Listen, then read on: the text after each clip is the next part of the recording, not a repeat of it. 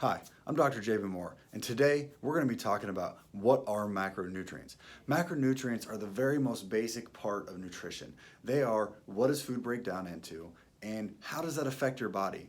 Did you know that an increase in your risk for diabetes also increases your risk for Alzheimer's? So foods that cause a insulin spike are going to make you potentially lose your mind. This is something that the research is coming to now, and we need to be aware of it so that we can take control of our own health. So I'm going to start off today with carbohydrates. Carbohydrates are the food that increase insulin the most. They're things like white potatoes, whole wheat breads, any kind of bread, rices, and most fruits are going to cause quite a jump in insulin. So learning what foods have high carbohydrate content is key. And one of the places you can go to learn what you're eating is MyFitnessPal. This is an app on your phone. It's free, and you can go on it and you can put all the food in it you eat every day, and it's going to tell you what the breakdown of that food is. You can look at the macronutrients. You can look at all the different nutrient facts, but we're talking macronutrients today. So go on there and look at that so that you can start to understand what you're doing and how you're eating so that you can control your health future. The next one is protein. Protein is something that comes from mostly your meats, your nuts. Those are going to be the foods where you get a lot of your protein. It's also in beans. But if you start to look at the breakdown, so the ratio of what is in a food, if you look at chicken, it's almost completely protein. Turkey, almost completely protein. Now, you start getting into your red meats like beef, you're going to have a lot of protein and some fat, depending upon the amount of fat that's on the label. So if it says 73-27, well, then we know that we're going to have 27% fat, 73% protein. So that's what that label means.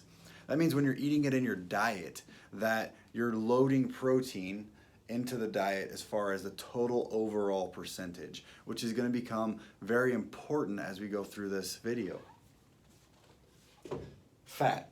Fat is what keto diets focus on. Fat is something that breaks down in your body through a process called beta oxidation. And a lot of us, since we don't eat a lot of fat, because especially the American standard diet is so heavy on carbohydrates, our body loses the ability to break down fat very well.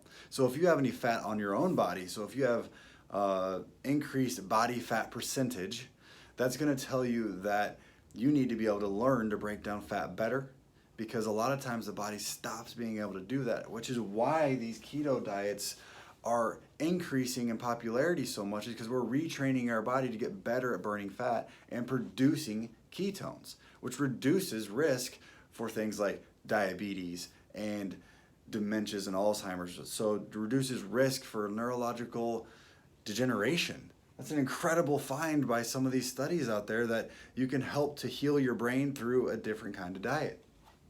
And where are you finding this? You're finding it in avocados. You're finding it in all your olive oils, avocado oils, the different types of oils, other coconut oil. So that's fat.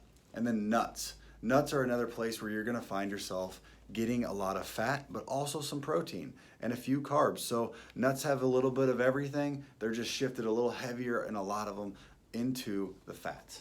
All right. So we've got to start reading our labels, because there's information on the label, every single label, that tells you protein, fat, and carbs. And if you start to add all those up through your day, that's what you're going to be looking at. So if you start to make a little diagram of your food, and let's just say that you get carbs, protein, and fat, and you add them up, and then you make your circle, and in that circle you go, okay, how much is going to be fat, how much is going to be protein, and how much is going to be carbs? So you end up with 40% on the carb side and 40% on the fat side and 20 on the protein. That's the ratio that you're getting in that day. Now, learning that you can go ahead and control this a little bit to move your diet one direction or another so that you can start reducing risk for disease, that's where we want to be. So if you're worried about diabetes, you need to reduce your carbs down. You need to reduce that down below 30%, below 20% for some. Keto would be below 5%.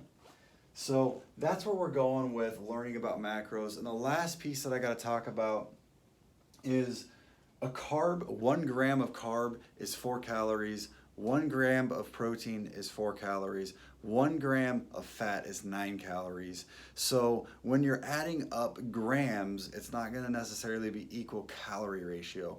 And by the way, we still need to know how many calories we're eating. I know that the macro diets out there are like, don't count your calories, count your macros. Well, that's true, but you can't have unlimited macros or unlimited calories just because you're counting macros. I still like to see people get it within a range for their individual body weight. My calculation is about 12 calories per pound, and that's where people feel well, they're not tired, and then we take that information and we add it to the macro percentages, and that's where we start making our diets. I'm gonna do another video on that, talking a little bit about what I recommend. So I hope you guys learned something on this. Have a great rest of your day.